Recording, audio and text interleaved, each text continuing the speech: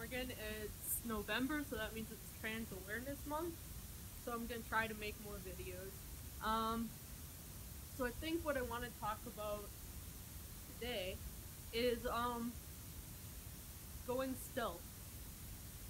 So a lot of people, it's just like a weird subject to talk about, cause I often do not go stealth, and a lot of people still don't know my situation. Um, and the only time I really go stealth is if I'm not in my hometown and if I'm traveling.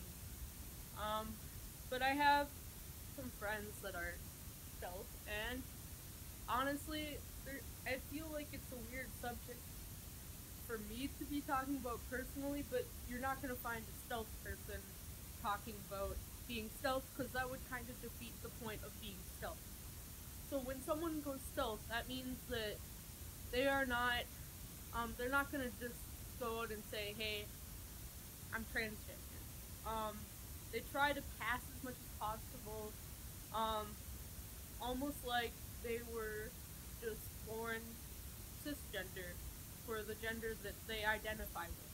So that'd be like if I was actually born biologically a boy, and that's just how I acted, and that's what stealth people try to achieve. It's almost as if um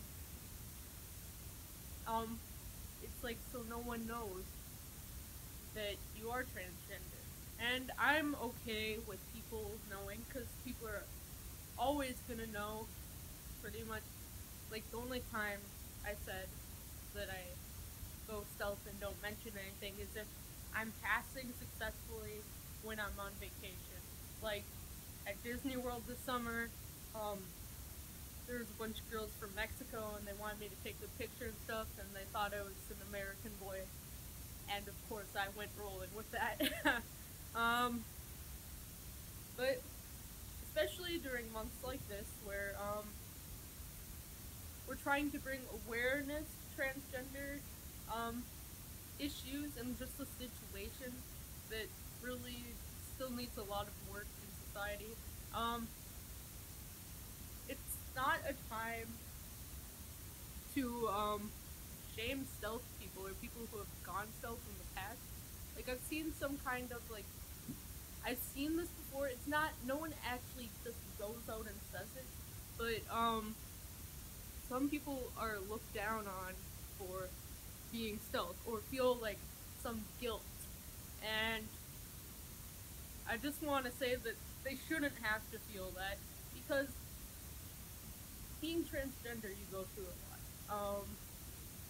You shouldn't have to feel shame for trying to just go stealth and not acknowledge every moment of your life that you are transgendered and tell everyone. Because when I start taking testosterone, I don't think I'm gonna tell anyone unless I'm like intimate with them and they deserve to know. But unless they find my YouTube or something, it's I'm probably not gonna bring it up. Um, but like I see this almost kind of like weirdness towards people who want to go stealth or have gone stealth in the past. Um, and I just think that's wrong. So I wanted to address that. Usually, when people go stealth, they don't have shame in who they are as being a transgender person. They're just doing what's most comfortable for them. Like, if you found out that they were transgender, they might be a little upset because that's part of themselves. It's very personal and deep. And if they're going stealth, they probably don't want to bring that up too often or at all. Um, but little people who go stealth that I know, and I've talked to a lot of guys like me that are stealth, and they don't seem to like have any um shame over who they are. Um, they still are trans guys, and if anyone was doing anything wrong to other trans guys, they would probably speak up about it. They're just like everyone else. Um, so I just wanted to erase that stigma that they're not good for being upfront about who they are, almost like they're lying to people. Um, only time it would probably be inappropriate to be stealth is if you are at a very deep point in a relationship. Um, they're gonna find out. You gotta, like, a romantic relationship. So like, obviously, as long as you have sexual interest, um, there's going to be situations that come up if you're in a relationship where you both have sexual interest. So going stealth with a person that you have deep affection for is not a good idea, because once you get to the situation where all this like tension builds up and you are ready to get that intimate, they're gonna obviously tell that you either um there's nothing there, or you have a packer on, or for non-binary or MPFs, that there is something down there that they were not expecting, and they might be okay with that. It might go just fine. I just do not recommend that. I don't have a lot of romantic experience, but I've seen a lot of situations where that doesn't go on well. So if you want to be stealth, which I probably will try to go stealth, once I'm on like hormones and stuff, and it starts to get a little more, when I start to get a little bit more passable, but you just have to be open with the people you're closest to. You don't have to, but it's going to make things really tense the longer you wait to tell them. So that obviously when you're first coming out, it's going to be tense no matter what. There's like a lot of people that are more accepting now. If you are coming out now, it's a really good time for it. A lot of things are happening. Caitlyn Jenner is bringing it into like the living rooms of American families. So did Chaz Bono. But it's just becoming like there's transgender characters in movies and TV shows, and people are starting to realize that it exists. Even if some of these examples are not the best and don't fully represent you and your situation, they still bring up the fact that people like you exist and validate that. I'm probably gonna do a video, if not this week, next week, on more of the sciencey side of why people are transgender. Through the research that we have now, we don't have much research because people haven't really looked into it much. It's kind of been an underground thing almost because people don't want to talk about it. Like even just 10 years ago, we would have been in a worse place. I just saw a documentary on a trans guy who, he didn't even know what it was, and that's kind of how I was. I didn't know what transgender was. I didn't know it even existed, so I just thought I was some weird kid. And I still am a weird kid, but just the things that I thought were weird about me, not all of them are completely as weird as I thought they were. But there's just so much out there now. That documentary really opened my eyes because even this guy, even though he was on testosterone and his mom was helping fund him and stuff, she still used the wrong pronouns.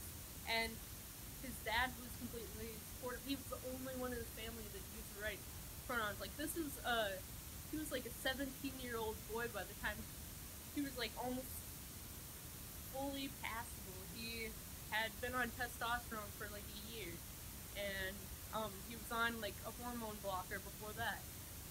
And this was probably, it looked like early 2000s, late 90s, and he had a girlfriend, and all of his friends knew he was this way, but even his parents, even though they were allowing him to transition and were supporting him, his mom would use the wrong pronouns, and his grandma was crying about it and saying like, God help him and stuff like that.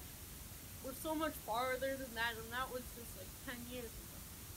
Like, I think the documentary was made the year I was born. Actually, now thinking about it, like 98. Um, so if you're coming out now, it's like there's all these resources that are just starting to become more and more available. Um, Currently, where I live, even though my mom has agreed that we're going to go find a gender therapist, that there's just no one in my health like program that does that. Like, I go to Essential Health and they have all these different fields, but they don't have one single gender therapist. And the only places you can go to are like special psychology practice places that are separate into smaller centers. Luckily, we have that. But like any like serious good not sketchy or difficult to get into care is like 2 hours, 2.5 hours away.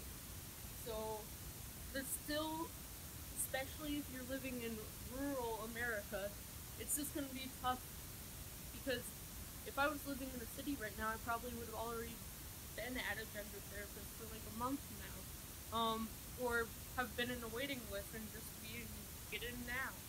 And so there's so many challenges that you will face, but they're all worth it. Because I already am starting to feel more confident, and I'm not even being treated yet. I'm just in regular therapy that I've been in since I was like 14. My particular therapist I have now only like a year and a half, and she's been helping me get through this. But that's all I'm on. I'm on just antidepressants and therapy. And that's it. So there's so much you can do, even before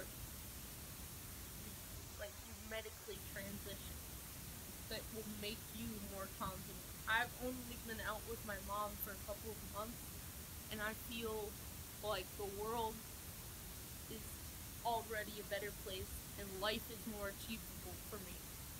So if you are a closeted trans person, and I'm still closeted with my dad and a bunch of other people who are important in my life, but if you are closeted with everyone and you don't know what to do, you might even still be questioning your gender, but you know that you're not cis, or